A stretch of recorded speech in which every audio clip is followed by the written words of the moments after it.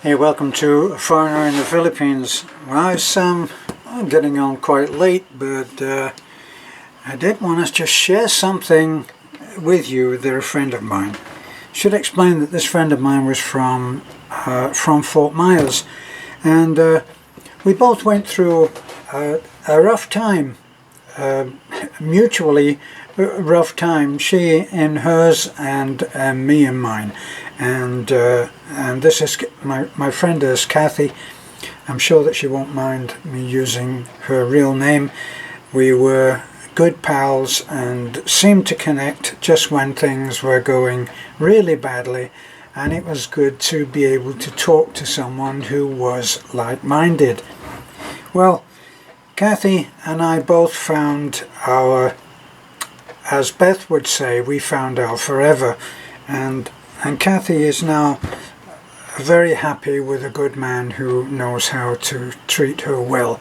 Kathy and I were always friends, and we were just friends.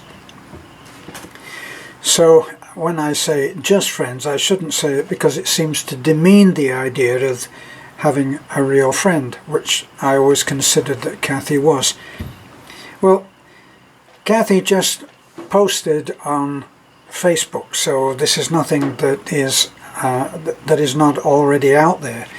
And anyway, we both I guess remember some of the things which have been making the US, which is a country that I love and which she now lives in and still lives in. She is an American. I'm a naturalized American from the UK. Well, Kathy posted yesterday, I think it was, and she said, I don't share much political stuff, but this is too important not to repost. And if you're watching this, Kathy, I doubt it because we both have gone our separate ways and have far different lives. I'm out here in the Philippines and you are there in, well, I think it's in Fort Myers, but I'm not quite sure. But she's talking about a long time ago, 60 years ago, a man called Khrushchev, who was a leader of the Soviet Union. When he was at a very important meeting, let me see if I can find it on here.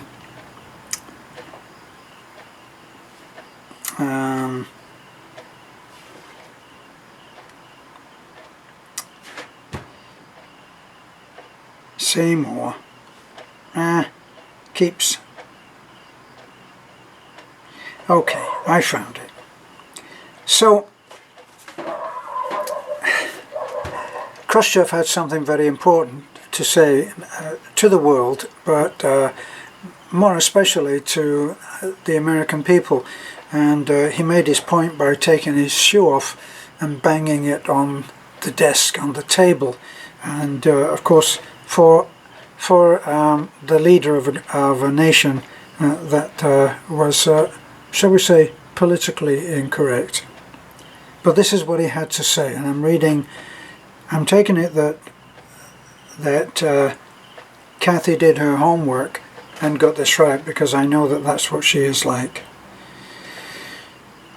Your children's children will live under communism. Now bear in mind what's happening at the moment between Mr. Trump, President Trump, and the Democrat Party, Democrats, whatever you want to call them, and with Mr. Bernie Sanders, who is trying to bring in socialism into America. So bear that in mind. You Americans are so gullible. No, you won't accept communism outright. This is 60 years ago. But we will keep feeding you small doses of socialism until you finally wake up and find you already have communism. We will not have to fight you. We will so weaken your economy until you will fall like overripe fruit into our hands. The democracy will cease to exist when you take away from those who are willing to work and give to those who are not. It was September 29, 1959, when Nikita Khrushchev delivered his prediction for America at the United Nations. And you might remember the television coverage of him banging his shoe on the podium to get everybody's attention. I believe he walked out as well. At that time, just the word communism was feared throughout the nation of the US. Remember this: socialism leads to communism. How do you create a socialist state? There are 8 levels of control. Now, I did, and I've forgotten the name of the lady now, as is my wont.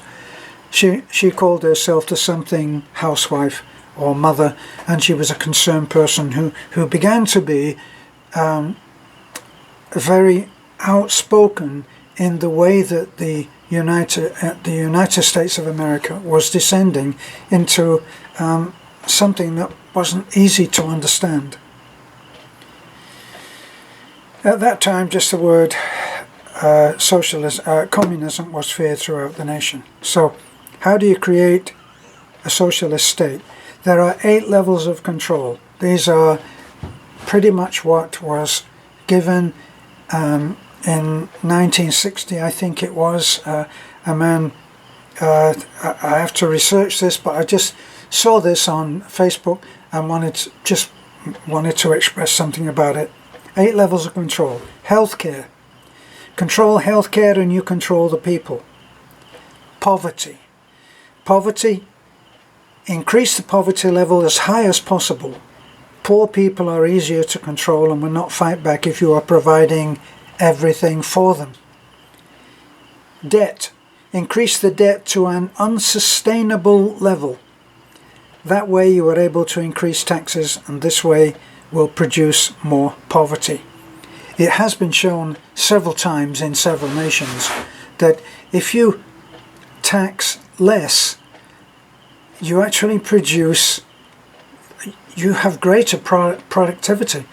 Because people, I can remember for myself, if people were asked to do overtime, they would do a quick calculation and say, well, I do overtime, I get time and a half, and that takes my pay to a certain level, which will increase the level of taxation, and in the end it really wasn't worth it. And what Bernie Sanders is now doing is he's saying all of this stuff is free.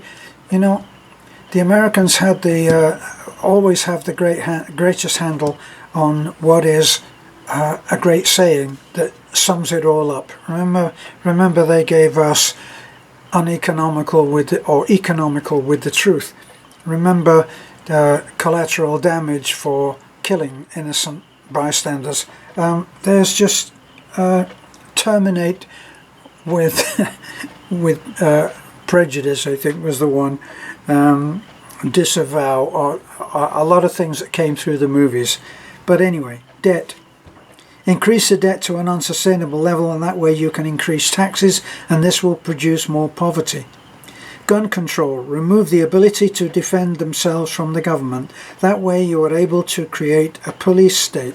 Now I remember when in real time, some time ago, that the Australian government took away the guns, and there was a Jewish woman who posted, I think at the time, it's a while ago now, so bear with me, but I read this.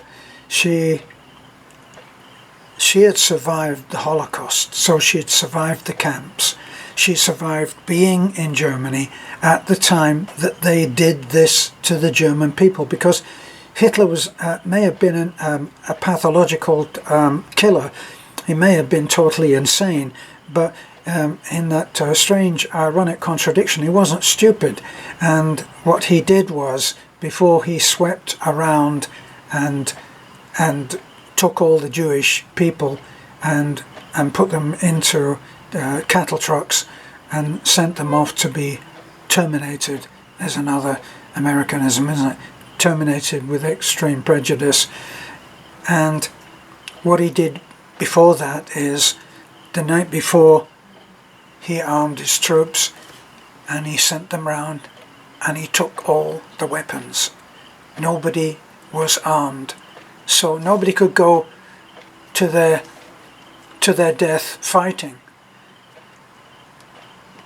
Bear that in mind, gun control. That way you were able to create a police state. They did this in Australia. Now they haven't had that backlash yet. They haven't had that, but they've taken the guns from legal, law-abiding citizens, and they've taken them, and there are no privately owned, in the main, privately owned guns. Now, this particular Jewish lady said this is what they did in Germany before they came round and took all the Jews. And we all know how that progressed, don't we? So, welfare. Take control of every aspect, food, housing, income of their lives, because that will make them fully dependent on the government. Now, it's a very popular saying to talk about a pension as if it's welfare. It's not actually. I always say that I get two pitifully small pensions, one from the UK for the time that I did there in employment. I did 8.5 years in service to the British Army, for one thing, and then I worked as a musician. And in the UK they call it paying your stamp. Okay, so you have a stamp that you pay, and that goes on, and it's recorded, and so on, and then your pension actually it reflects what you have been paying in. And so I have that, and I have a slightly larger one from the US, which is the same situation. You pay your taxes, you pay, and you get back at the end of it, you get back a pension which reflects what your contribution was. So, on welfare. So that's welfare.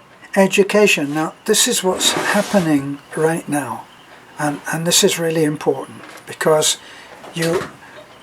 we are being given an education which is stipulated by the powers that be, and they're not always right. I remember before I came to America, before I went to America, I should say correctly, I listened to a radio program in which a speech therapist expert was expounding the idea that the alphabet had no place in learning how to speak and write English. Work that one out. We have an alphabet, and we place those letters in a certain way, and it's called a word, and it's based in vowels. It's placed in all of these different components which make up a word, make up a sentence, make up a paragraph, and so on. And perhaps they may have backtrod on this, but it's not. I don't think that they're saying this anymore. That particular man has probably been fired and is taking out the trash at the moment. Well, anyway, that said, if you go to China, in China they learn how to speak their language by having it spoken to them, and they learn how to read and write by flashcards. So the child they hold up what looks like a flashcard. This looks a little bit like a flashcard, doesn't it? And they learn them. And there are some, I believe, probably around 4,000 different pictograms, I think they're called, and they are what form the language. And when they go on the computer, they write, because I saw this, I was married to a Chinese woman, and they have something that will guess at what the real writing is that you have written, and it will give you a series of, was it this, this or this, and you can choose, and that way you can actually have a computerized system. Well, education gives you control over what people read, listen to, and think in the end, because if you take the imagery and you take the sounds and you put that all together, then that's what people will eventually think in terms of. You take control over what children learn in school. Religion. Now here's the big one. Remove the belief in God from the government and schools, because the people need to believe in only the government knowing what is best for the people. Well, you can work that one out for yourself, can't you? And so you have people who they have a way of, probably that they are articulate and personable and funny. I can think of one, Bill Maher. He had a program called Politically Incorrect, I think it was, and he used to talk about God as if it was, well, isn't it ridiculous to believe in some old man in the sky?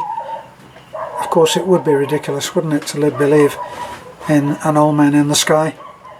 But that's really not what God is about, is it? That's not what the Spirit is about. It's not what we as souls and spiritual beings are about. But then maybe I shouldn't be talking about God and the government in the same breath, should I? They'll be round to arrest me. Class warfare. Divide the people into wealthy and the poor. And if you eliminate the middle class, which seems to have been the determined efforts of the governments that have been coming across. Now, the leaders themselves don't they don't eliminate themselves, because they're not in the middle class. They're in an extremely privileged area of people, a strata of society which is so privileged, and it's all taken care of for them. They have their everything, their pension is paid to the end of their lives. They have their medical expenses and just so much that is there for them forever, it seems, or until they die. So you eliminate the middle class, and it will cause more discontent, and it will be easier to tax the rich, because the poor will support that. So this is our scary future. 6 of those levels are already being pushed by the Democrats. Now get that, 6 of those were predicted by Khrushchev and his push for communism, and he was saying, no need to fight. We don't have to fight you. It's coming, because we're going to sneak in. We've got the people there. And now we're seeing this with what's happening with the different extreme religions. But, well, that's another video, isn't it? And I'm not pushing any of this as my opinion, but isn't it strange that this kind of stuff was talked about so long ago, that there was somebody put a video up where he said, if he was the devil, he said, if I were the devil, this is what I'd do. And all of those 7 or 8 steps was what he said he would do. He said, but then I don't have to do it because it's already been done. That's a sobering thought, isn't it? So, thanks for listening. I'm waffling away as usual. This is A Foreigner in the Philippines. Bye for now. don't forget to like, and if you can comment, do so. If not, share.